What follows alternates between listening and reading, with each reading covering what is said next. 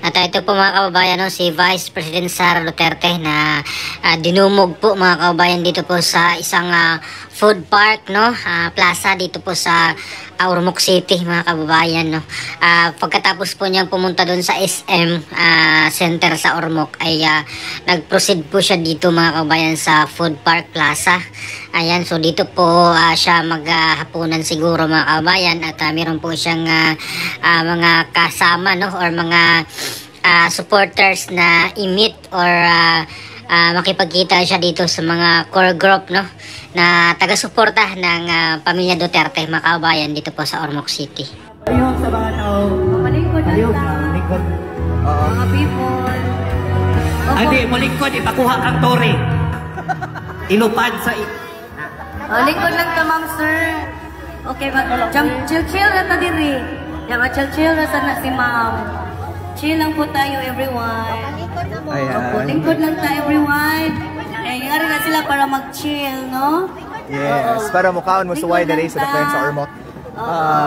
Balihog lang para ibawa ang signal sa cellphone.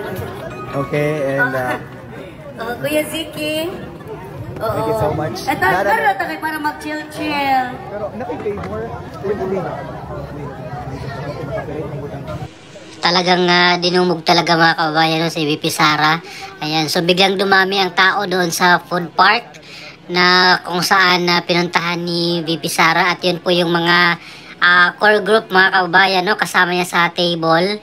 Yun po yung mga taga-suporta ni Pangulong Duterte, at nagpasalamat po siya sa mga taga-Ormoc at taga-Leyte, no, sa kanilang walang sawang suporta at pagdarasal para kay Pangulong Duterte. At nagkaroon nga po mga kababayan ng karaban, no, at noise barrage at prayer rally itong mga taga-Ormoc, no, na kung saan libo-libo ang dumalo doon sa kanilang prayer rally at caravan mga kababayan, no. At nag-ikot po sila dito sa buong Ormoc hanggang doon sa Baybay, nagsagawa ng caravan, motorcade para pagsuporta mga kababayan kay Pangulong Duterte nung kasagsagan ng pagbitbit nila papuntang Netherlands mga kababayan. Okay.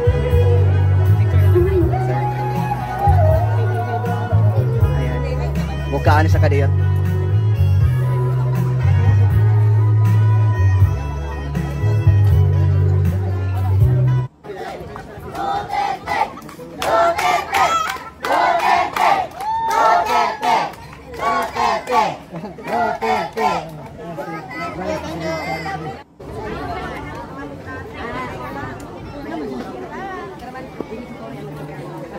Okay.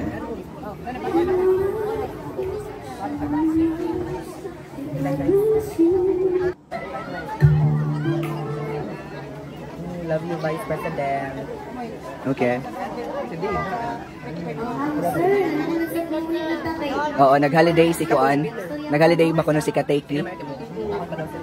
And mga kababayan, no, may nagtanong po dito mga kababayan kung bakit hindi na po nakasama si Kateki, no, yung gwapong bodyguard ni VP Sara, na kung saan marami pong nagtatanong kung bakit hindi na nga daw po nakita nila at hindi nakasama dito sa pagpunta ni VP Sara sa Samar, no, hanggang dito sa Biliran at ngayon sa Ormoc. Ay yung pala ang dahilan, no, nakabakasyon pa mga kababayan si Kateki, kaya hindi po nakasama kay VP dito sa pagpunta ngayon dito sa Ormoc, sa Samar at sa Biliran kahapon, no. At sabi rin po, no, kakain daw muna si VP Sara at pagkatapos ay lalapit siya doon sa mga table, no, na kung saan nandun yung mga tao na maghintay lang, no, para makipag-picture kay VP Sara mga kabayan. Kitang-kita na po natin na biglang dumami yung tao doon sa food park. Ayan, nagsabi nga po dito ng mga organizer or taga dito na sana mag-order din po sila. Ang uban diri kay unya pa man sadlo kay ma'am sir chill pa man pag-order sa mo kay mura. Okay, sir. Ano mo diri window shopper? Thank you. So ito na po mga kababayan, no, si VP Sara pagkatapos po kumain ay iniisa-isa na po niyang nilapitan nitong mga supporters niya na naghintay doon sa mga table mga kababayan, kasi nag-promise po siya na after po nilang kumain ay lalapit siya doon sa mga table at pwede na po sila makipag-picture kay VP Sara mga kababayan.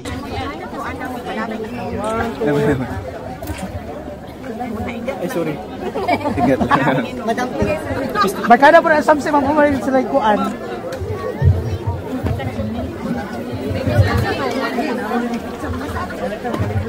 Yeah, oh.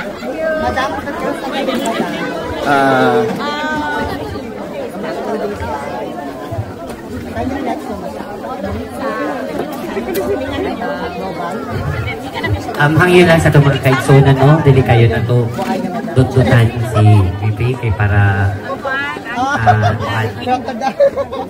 pasing na ay mga gahong na kuting, ha? So, game na kayo si VP Sara nga makapapicture. O payat na makatarugong kalan. So, dili na ito ipa.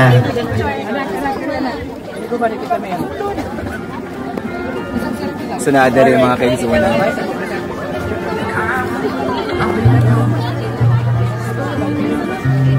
Alright.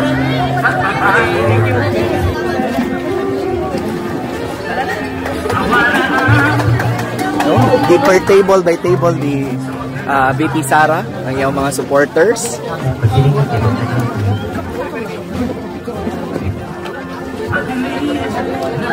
Ngit-ngit kayo na putlan.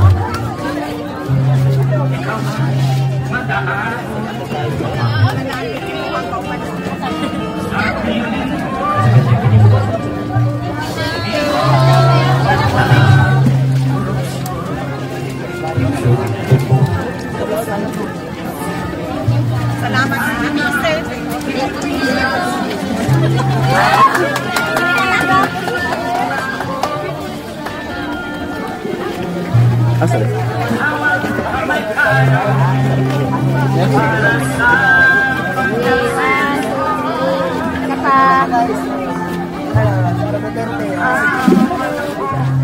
Ano nawala na yung nagpa-picture niya? Ichabinita.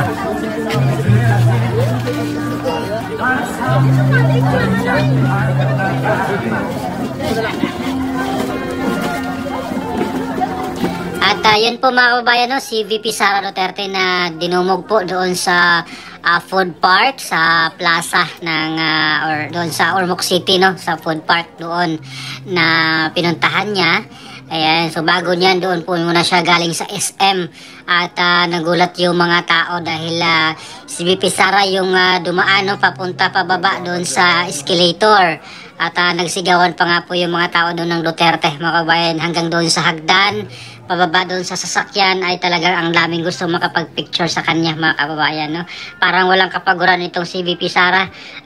Galing pa po ito ng Biliran, no? Nung time na ito, nung umaga, nasa Biliran po siya sa Naval at dinumog rin po siya ng mga kababayan natin doon sa Naval Biliran. Tapos biyahe siya mga 3 hours, no? From Biliran to Ormoc.